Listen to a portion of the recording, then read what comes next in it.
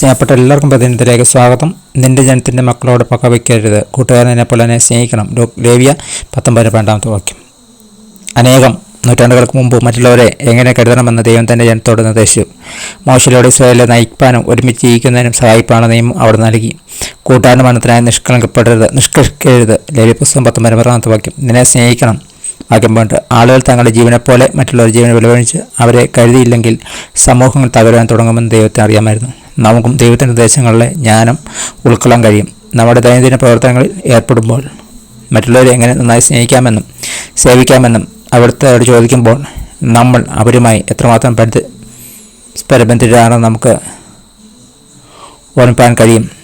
തങ്ങളെപ്പോലെ അയൽക്കാരെയും സ്നേഹിപ്പാൻ മതനേതാക്കന്മാർ പറഞ്ഞപ്പോൾ യേശു ദൈവത്തിൻ്റെ നിയമം വ്യതിചലിച്ചെന്ന് ഞങ്ങൾ കരുതുന്നത് എന്തുകൊണ്ട്?